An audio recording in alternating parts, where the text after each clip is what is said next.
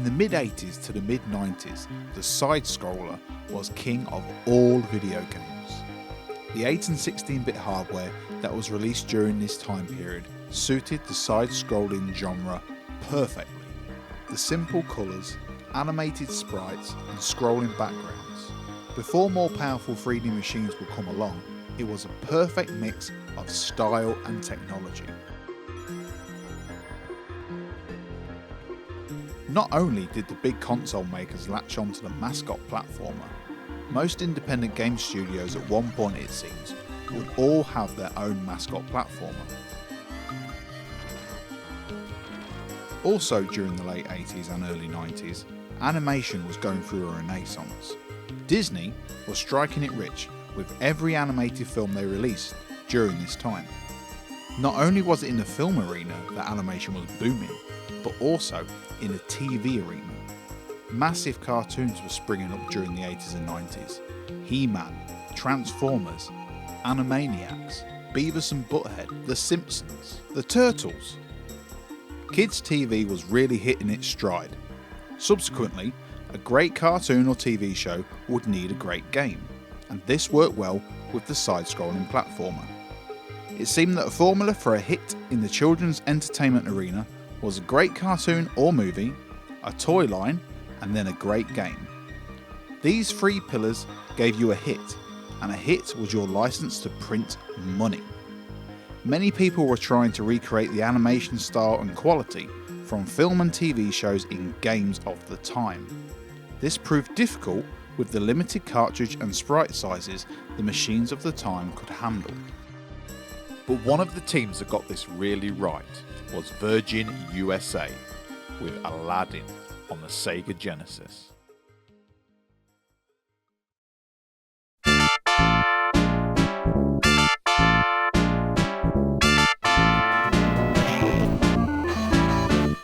The team had been given the task of converting Disney's hit animation of that year into a video game. Development began with a team of 10 animators working on the visuals for the game. This was the first time an animation team of this size had been used in video game production. Because they are some of the same guys who did the animation for the movie. Once the hand-drawn animations for the various characters and aspects of the game were completed, they were shipped off to Virgin's California facility to be digitized. Technical director Paul Schmiedek and animation director Mike Diaz used an in-house Digicel process to compress the data to fit onto the cartridge. Virgin was given the deadline of October 1993 to complete production, as to collide with the home video release of the film. The technique produced visuals never seen in a game before. On an old CRT TV, although small, they were very hard to tell apart from the silver screen versions of the characters. One of the key figures on this project was programmer and director David Perry. Perry had been in the games industry for over a decade at this point, and had risen to a highly respected status and a well-known name in the early 90s. With work on recent titles such as Cool Spot and The Terminator, Aladdin cemented Perry's name with quality and hit-making. On the 1st of October 1993, Perry formed his own company in Laguna Beach, California, Shiny Entertainment, and teamed up with the toy company Playmates to start work on their first title. Playmates, previously having massive success with the Turtles toy line, put up the money to start the studio. They had decided to try a different approach by making the hit game first, then follow up with a toy line and then maybe a cartoon.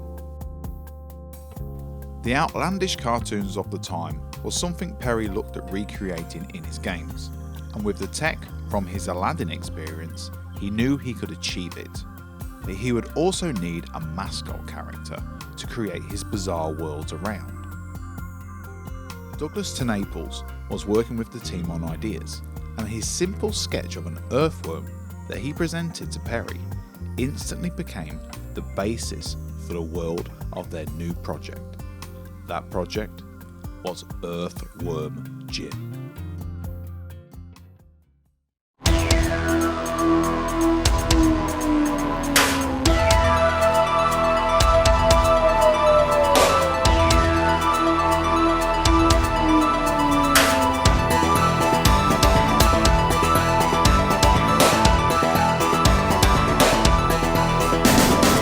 Earthworm Jim released in October of 1994 for the Genesis and Super Nintendo.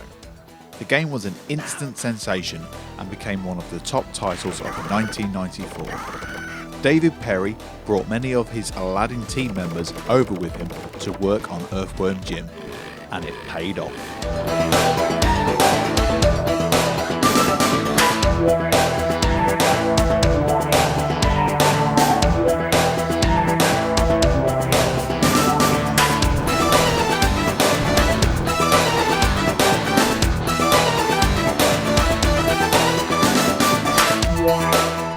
The art style was spot on for the demographic they were targeting. It looked great in press material and magazines, and only impressed more when you sat down to play it. The smooth, well-drawn animations for Jim really stood out, bringing the character to life. Jim felt alive with so many different expressions and moves he could perform. It wasn't a simple run and jump platformer. Jim had tons of moves and abilities, giving the player many different ways to attack enemies and problems from all sorts of angles. The care given to Jim as a character was top drawer stuff. Maybe more impressive though was the fact that this same care was given to all the characters in the game. Enemies and bosses all expressed themselves in individual ways. It gave the player a sense of intrigue while exploring the levels, wondering what weird and wonderful characters could pop up around the next turn. In outer space, a sweet evil cyclone lost a Queen cyberspace suit. Well, it smooshes. Bring that slimy Earthworm Jim, and blammo! He becomes a superpowered hero. He takes out that precious dog. Then that stupid worm goes onto the planet Heck. He even tries mucus Spongy jumping, and if that doesn't stop him, maybe the battle with Queen festering sweaty slug for a butt will. Earthworm Jim probably.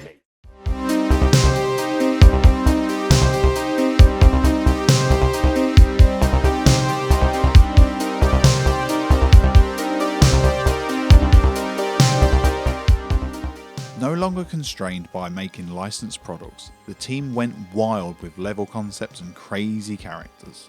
The story was very simple. Jim was chasing Cy Crow across the universe to save Princess What's-Her-Name. And that's it. And yes, that was her name. Unfortunately, most of the story was hidden away in the manual, but that was standard for the time. Instead, Shiny decided to get straight to the action. Travelling to many different worlds gave the developers the chance to throw any ideas they wanted to into the game. This shows in many set pieces and individual moments throughout Earthworm Jim 1. This tailor-made approach to level design made them all look and feel special. Bosses all had tailored fights, bringing more character to the world. They all feel like the villains in a weekly cartoon from the era. Each week or level, you'd get a new individual boss in a new individual world to face off against. All of this added up to a smash hit, perfectly timed, perfectly executed. Earthworm Jim became an instant classic. Was it one of the best platformers ever made? No, it was solid and played well, but the unique character around Earthworm Jim, the levels, the enemies, the environments you were in, the world Earthworm Jim built for you. This is what Earthworm Jim did well. Jim 1 got a port to the Sega CD a year later with Earthworm Jim Special Edition. It was based on the Genesis version, contained all of its levels, had a few extended sections and a single completely new level titled Big Brutey. a new remix CD audio soundtrack, as well as over 1,000 more frames of in-game animation. Most of which was in the intro cutscene, but that's some 90s marketing for you. It was also eventually to get a release on PC, Game Boy Advance, and exclusive to Brazil, a Master System port. Yeah.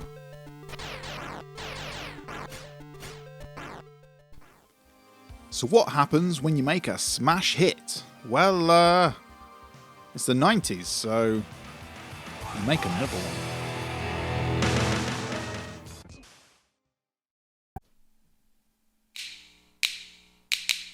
Yeah. Ooh. Ooh. Ooh.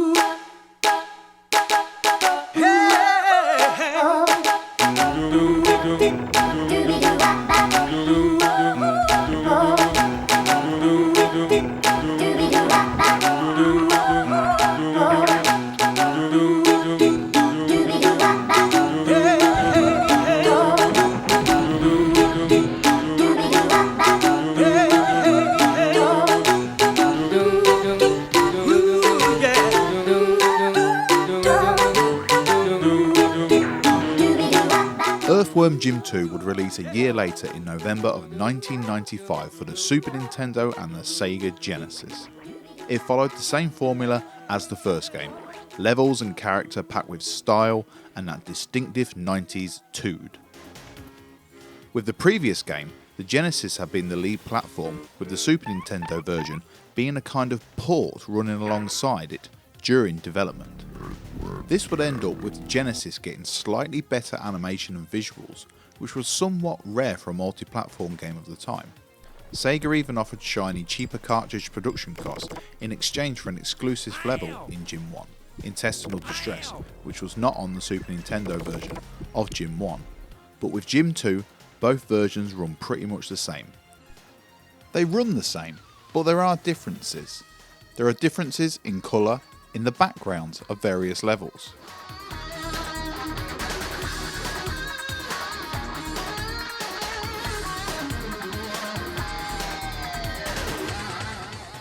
With Jim 1, I do believe the Genesis soundtrack was better. But with Jim 2, the SNES Sony sound processor was put to great effect.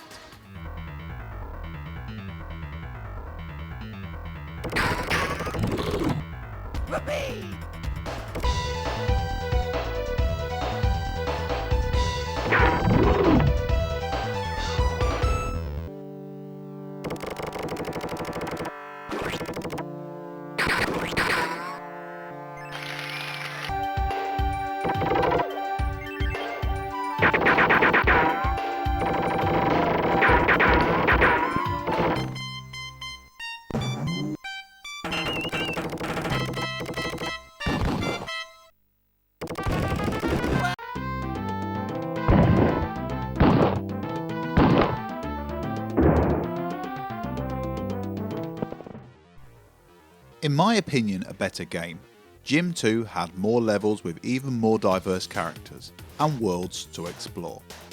It had less minigame levels that would repeat, like the first games, and the Astros and Slime bungee jumping stages. They were gone. Jim 2 added a few extra moves to Jim's arsenal as well as the ability to switch weapons, letting you save power weapons instead of having to use them instantly like in the first game. Even down to having the same plot as the first game, Jim 2 was not rewriting the book that made the first game so successful. Far from it. It was building on the previous world by adding new characters and bringing back some returning favourites. Shiny was creating a universe, and with good reason. Eat dirt, Psychro!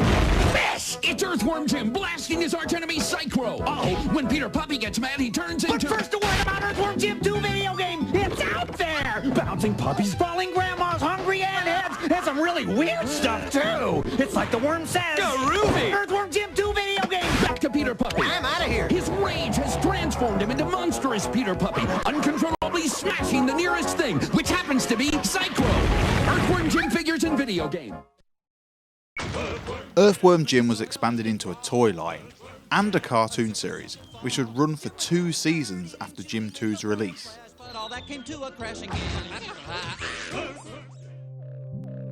Earthworm Jim 2 sold great, again confirming the original was no fluke. It even had a Saturn, and exclusively for Europe, a PlayStation port. The only real difference is the full CD soundtrack, again akin to the Jim 1 Special Edition on the Sega CD. It was a solid port, with again different backgrounds for most stages, and a few different loading screens.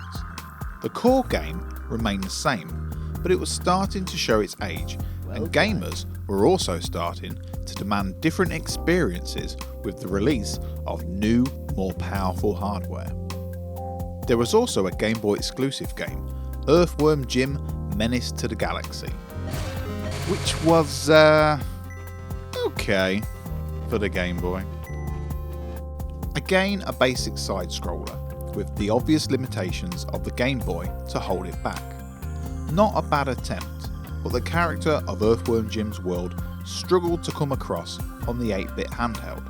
It was slow and unresponsive, but for Game Boy, it was acceptable.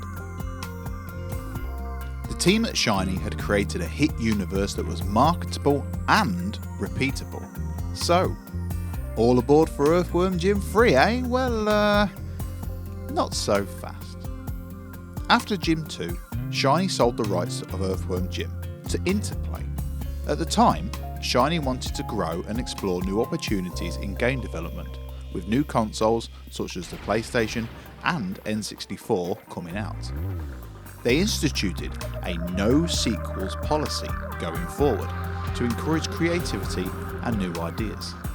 This led them to selling the rights to Earthworm Jim, a move that Perry has since called the worst move of his career. Interplay handed Earthworm Jim to a relatively unknown studio, Viz Entertainment, who before Jim 3 had made only one game, Heads, for the PC. Remember that one? No.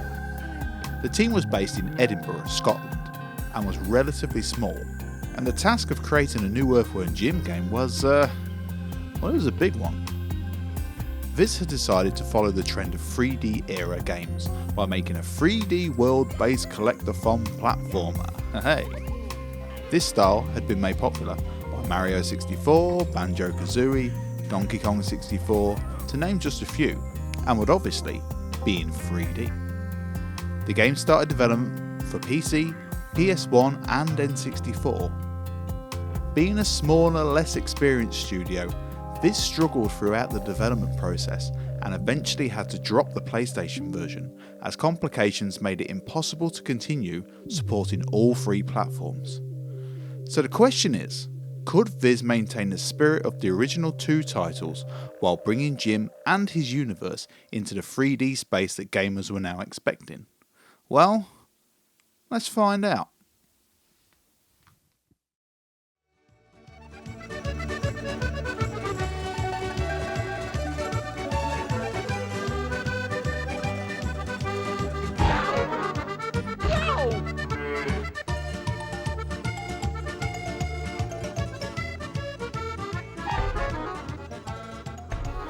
Earthworm Jim 3D was released in November of 1999, yes, 4 years after Jim 2.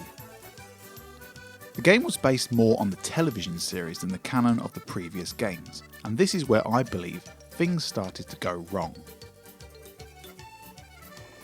The original games were based in a gritty world designed for teenagers of the time.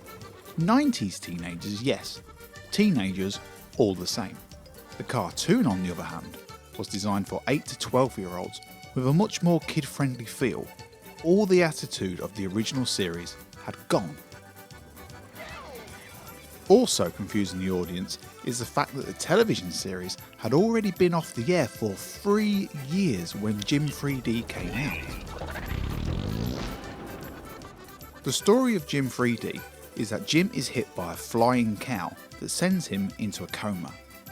Jim awakens within his own subconscious, a world created by the psyche of his 4 brains, and discovered he's gone insane.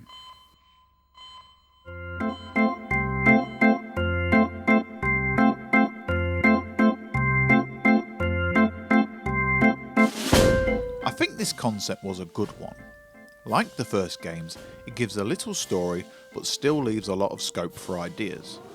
Jim's past villains have entered his subconscious, and if something doesn't happen soon, Jim will be in the coma forever. His super ego has been unleashed within his subconscious to stop the madness. To restore his sanity, he must find the golden udders, guided by the sacred cow of contemplation and snot. When Jim enters his subconscious, he finds out that his 4 mind chambers have been taken over by his worst fears. He must collect golden udders to unlock the other 3 chambers and green marbles to unlock the levels within those chambers. Taking cues from popular games of the time, it uses a hub-based level system akin to Mario 64, Banjo-Kazooie and many others from around this period. Again, this works well with the premise and was a good choice and implemented well. The story is told through simple in-game cutscenes. They're more like camera pans that end in a dialogue box. At the start of the game, the story is told with simple still frame shots, which is a shame as in-engine cutscenes look good at this time on N64 in many other different games. This approach feels very rushed and is the trend of feeling unfinished that is common in Earthworm Jim 3D. That's about where Jim 3D stops ticking boxes and starts striking through them. One of the first things to address is the graphics. The first games establish Earthworm Jim with a gritty, detailed art style, with every corner of the world covered in detail and unique aspects. Jim 3 suffers from the problem many games had going from 2D to 3D around this time period. All the detail and charm has been lost, replaced with dull, drawn out arenas and textures with little in the way of environmental detail. As for the characters that inhabit this world, they are now low polygon representations of their former glory. Gone has all the, character from this world. You also spend a lot of time going through and repeating areas during the game, which really highlights just how empty large sections of the levels are. Obvious padding is sometimes okay when there is something interesting to look at or interact with on your way, but Jim 3 really does make exploration very boring. Now this is obviously partly a result of the 3D technology of the time and the limits the team had to work under, but even in 1999, Jim 3 was flat boring to look at. There are sometimes nice lighting effects applied to sections of the levels and especially Jim himself, which adds atmosphere and helps ground Jim in the world a little. The draw distance is also impressive for the time period, especially on the N64, which is famous for its foggy draw distances. The frame rate though is not. Very rarely will you go for more than 10 seconds with a stable rate, and when there are more than 2 enemies on screen, things can get pretty bad, bordering on unplayable on the N64 at some points. The dynamic worlds of Earthworm Jim's universe did not translate well into this generation of 3D capable console. But maybe the new hub-based level structure could help you find the levels you wanted to play and keep things entertaining. Well, not really. Yes, there is a bit of choice in which levels you can take on at any one time, but this only really lasts for a short time. Then you hit the gates of progression the game uses. These are marbles and golden cow udders. Both are required to progress further through the game.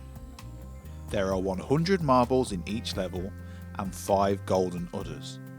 But things get a little tricky when trying to collect these items, especially the marbles. The game handles levels in a strange way.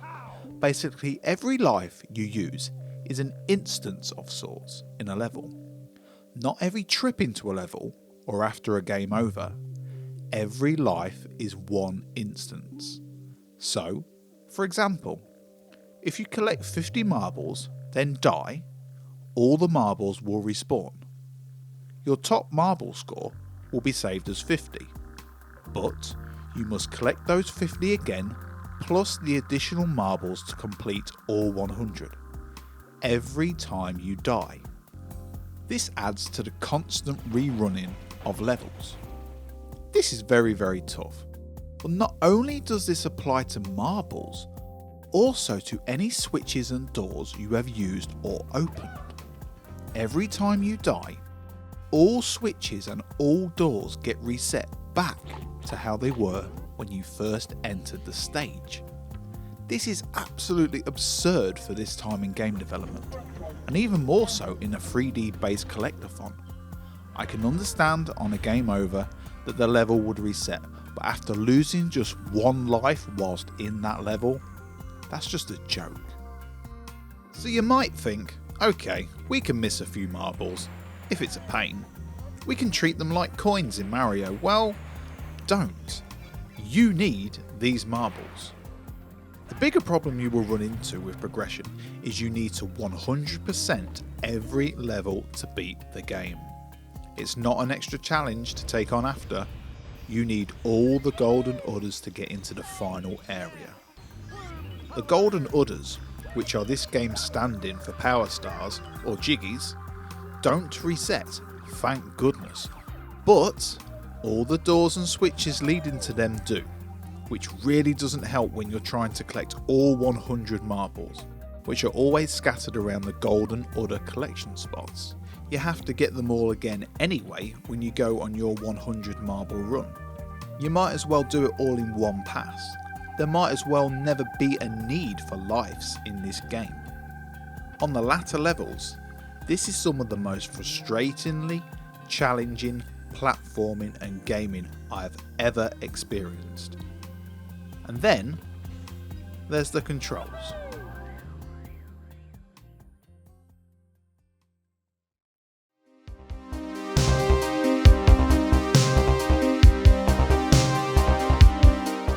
Jim has a few standard moves that have carried over from the first games. He can now walk or run depending on how much you push the analog stick, and he can now roll whilst running when you press B. Holding B allows Jim to duck and avoid certain enemy projectiles.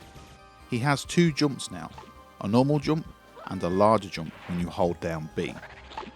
He has also maintained his hover head ability, but it only lasts for a few seconds now.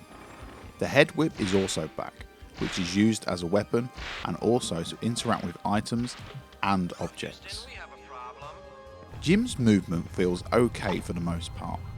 Running around is good and responsive. The problem comes when you take to the air. You never feel 100% safe when calculating where you will land. This is down to a few reasons. Bad in-air control and muddy graphics don't help. I also feel that Jim's shadow should be a lot more distinct to help you spot your landings. This game also doesn't hold back on the hard to make jumps either.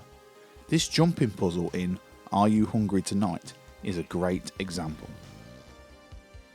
You use a single use power up which gives you extra lift to complete this section. These jumps are extremely reliant on timing and getting the absolute most out of your height when attempting each section, whilst also including a hover at the end of some to barely make the tough jumps. They also throw in landing on some really tight beams which pushes Jim's control to the maximum. This jump in particular, which coincidentally is the very last jump of the puzzle, is so unbearably tight it will frustrate the heck out of you. 1, because it's hard, and 2, because failure results in falling halfway down or even all the way down to the bottom of the room to start the puzzle over again.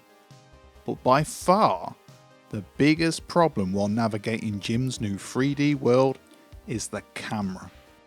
The camera is just broken. it never seems to give you the correct angle to take on a room.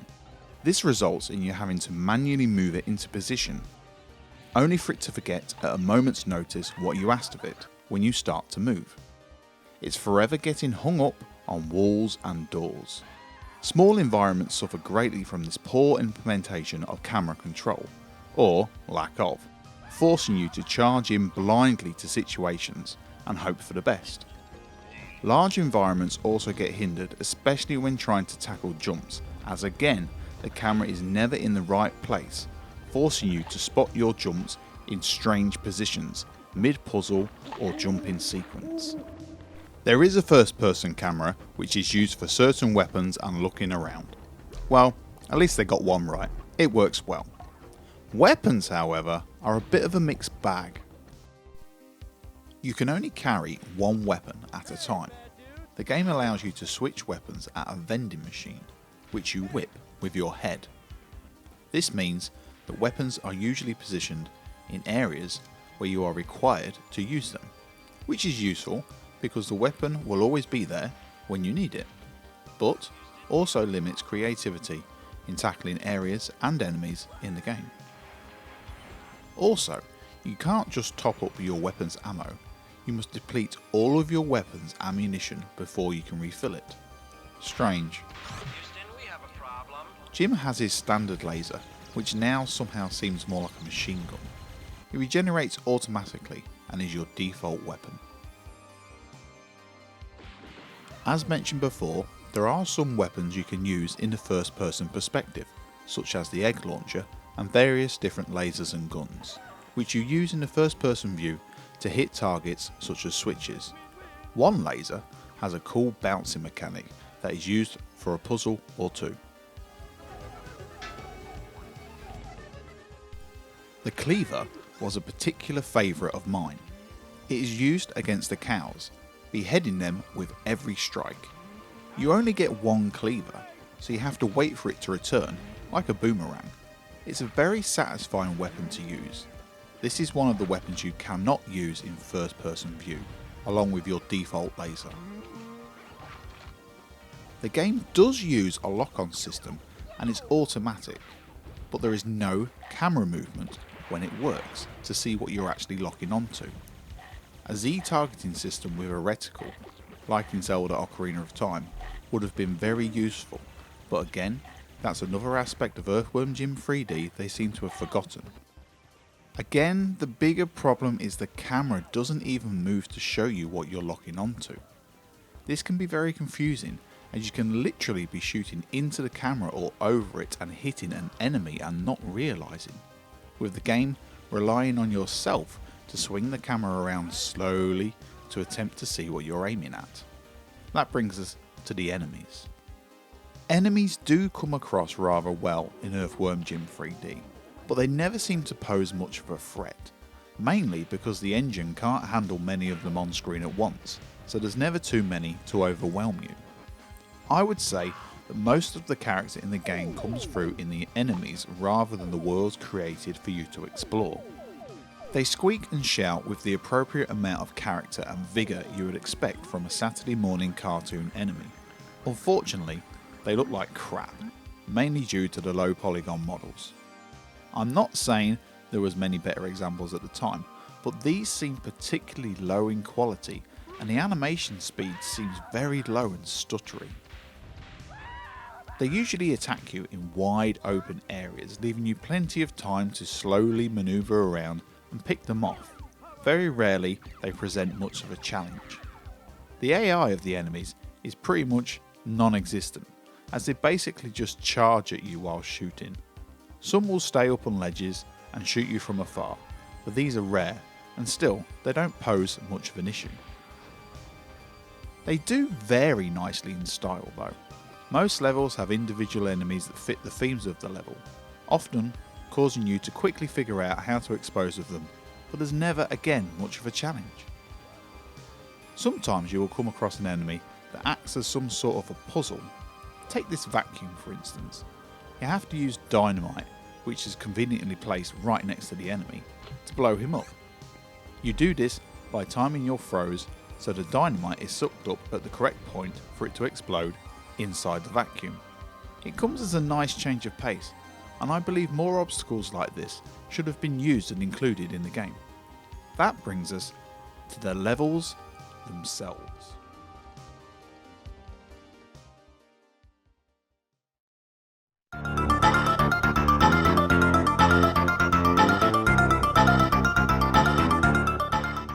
You access the levels via 4 parts of Jim's brain.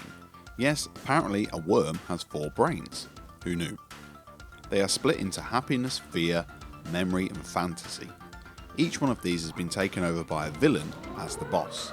You must beat the levels inside these 4 sections and then beat the boss to complete it. The levels in these 4 sections do fit the title somewhat.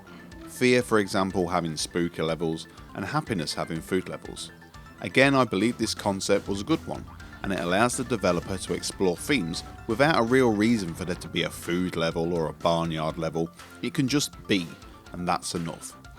But they lack points of interest, and once you add on the janky camera, funky controls and mind-bending marble collection problem, you simply can't relax and take them in. You are always on edge and frightened to explore the game and be creative.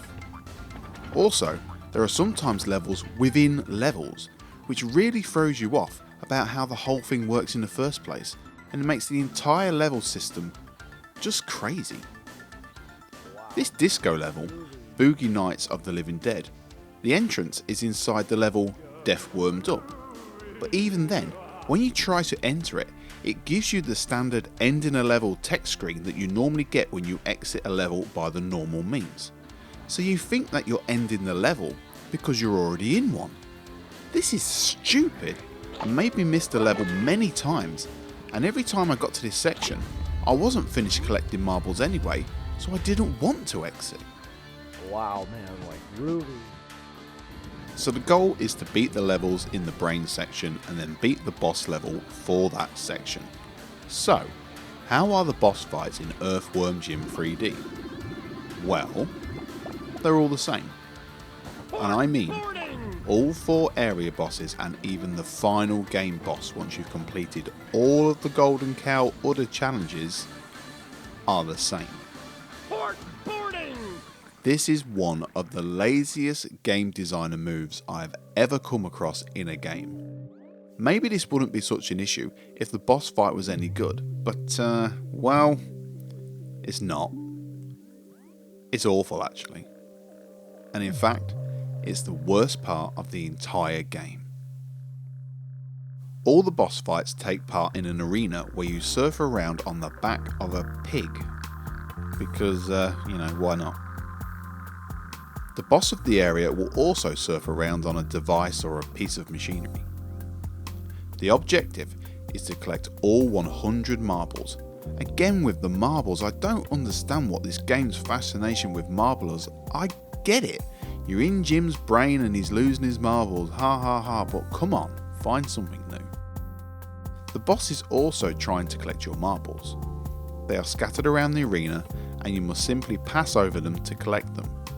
The problem is there is also missiles scattered around the arena that you can collect and use against the boss to relieve him of the marbles that he has collected.